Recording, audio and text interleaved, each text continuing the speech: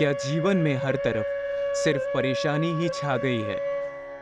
क्या कोई भी सफलता का मार्ग या उम्मीद की किरण दूर दूर तक दिखाई नहीं दे रही? लाख कोशिशों के बावजूद भी सिर्फ परेशान ही रहते हो और खुशी की कोई भी किरण नजर ही नहीं आती। यदि ऐसा है तो ये समझ लो कि तुम्हारी परीक्षा का समय चल रहा है, और यही वो समय है जब एकजुट होकर दिमाग को स्थिर रखकर इस परीक्षा में उत्तीर्ण होने के लिए मेहनत करनी है, क्योंकि विधाता सबको ये मौका नहीं देता।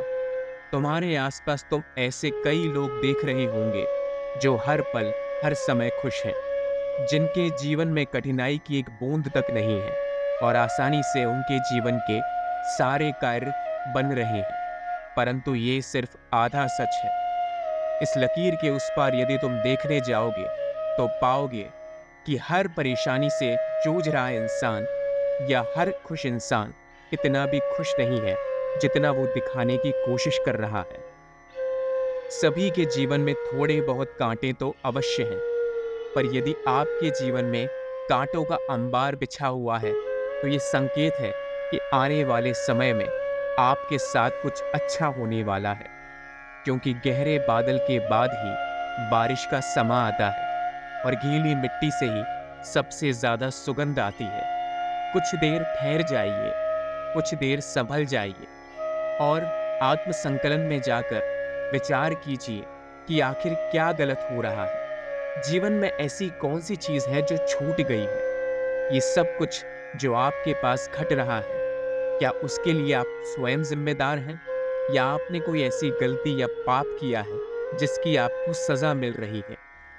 जवाब ढूंढने से मिल ही जाएगा, परंतु खुद को कोसने से, किस्मत के ऊपर ताने कसने से आपको अपने जीवन का मार्ग नहीं दिखेगा। ये दुखों का अंबार कभी न कभी जीवन में अवश्य दस्तक देता है। ये सभी के साथ है, परंतु कुछ लोगों के साथ ये कभी कभार ज्यादा अवस्था में होता है। ऐसे में लोग परेशान हो जाते हैं, विचार विमर्श करने लगते हैं कि आखिर उनसे ऐसी क्या गलती हो गई है जो विधाता उनसे इस प्रकार नाराज हो गए हैं। विधाता किसी से भी नाराज नहीं होते। हम सब उन्हीं की बनाई हुई मूर्तें हैं। बस ये एक समय है जिसमें किसी न किसी को एक बड़ी सी आग में झंझोला जाता है, ये देखने के लिए कि आखिर उसमें कितनी शक्ति है।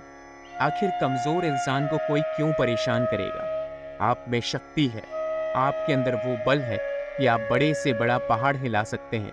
इसीलिए ये सारी परेशानियां आपके आसपास भटक रही हैं। इनमें उलझकर निराश मत होइए, अपने दिमाग को निचला मत कीजिए, अपना आत्मविश्वास मत खोइए। हर बार जब भी गहरे बादल आएंगे, आपको इतना ध्यान में रखना है कि अपना पूरा जोर लगाकर, अपनी जिंदगी की सारी सोच लगाकर कोई न कोई ऐसा मार्ग ढूंढना है जो औरों ने न ढूंढा हो।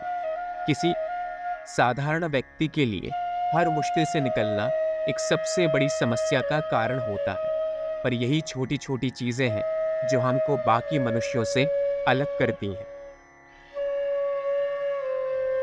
अपना ध्यान उन चीजों में लगाइए जिनसे आपको खुशी मिलती है। योग, ध्यान, विधाता के सामने नतमस्तक होना, प्रभु में लीन होना, ये सारी चीजें आपको समस्या से उभरने में मदद करेगी।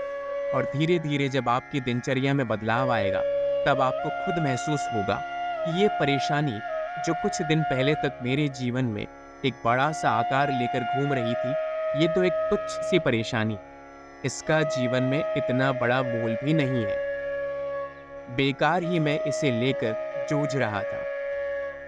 और सोचिए कि आखिर बड़े बड़े महान पुरुष जिन्होंने जीवन में नाम कमाया है, क्या उन्होंने ऐसे ही बिना किसी परेशानी को झेले हुए और बिना किसी कांटों के मार्ग पर चलते हुए क्या बड़ी बड़ी सफलताएं हासिल कर ली थी? बिल्कुल नहीं। बड़ा नाम तभी बनता है जब आपने कोई बड़ी उपलब्धि हासिल की हो, कोई बड़ी घटना को या कोई बड़ी अड़चन को पार किया हो। बड़े बड़े पुल पार करके ही योद्धा नाम कमाते हैं, और जो युद्ध में केवल आसान मार्ग ढूंढने के लिए लड़ते हैं, वो ऐसे ही रणभूमि में परास्त हो जाते हैं। उन्हें कोई भी याद नहीं रखता। अब ये आपको तय करना है कि इन परेशानियों में उलझकर निराश रहना है या इनसे लड़कर और विधाता को धन्यवाद देकर आगे बढ़ना है।